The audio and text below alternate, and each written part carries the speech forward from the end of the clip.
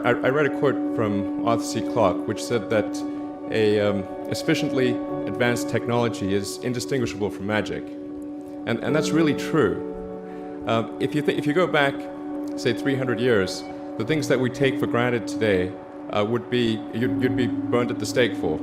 Being able to fly, being able to see over long distances, being able to communicate, and having access to all the world's information instantly from almost anywhere on the earth.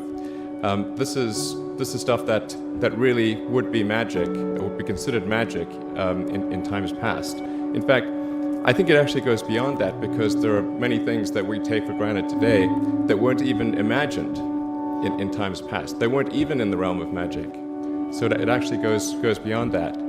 So I thought, well, if I can do some of those things, basically if I can advance technology, then that's like magic, and that would be really cool. And I also had sort of a slight existential crisis, because I was trying to figure out what does it all mean? Like, what's the purpose of things?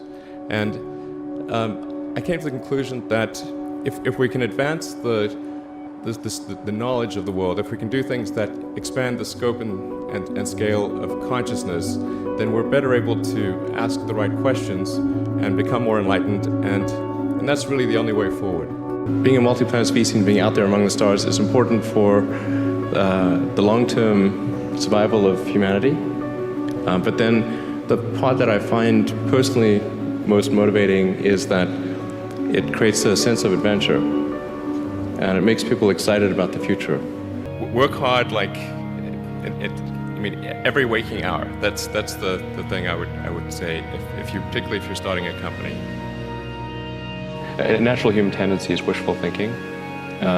So a challenge for entrepreneurs is to say, well, what's the difference between really believing in your ideals and sticking to them versus pursuing some unrealistic dream that doesn't actually have merit? And that is a really difficult thing to tell. Can you tell the difference between those two things? Right. So you need to be sort of very rigorous in your self-analysis. I think certainly extremely tenacious, and then just work like hell. I mean, you just have to put in 80 to 100-hour weeks every week. All those things improve the odds of success. It's normal to feel fear. So you just feel it and let the importance of it drive you to do it anyway. If you just accept the probabilities, then that diminishes fear. Drive overrides fear. It's about believing in the future and thinking that the future will be better than the past. And I can't think of anything more exciting than going out there and being among the stars.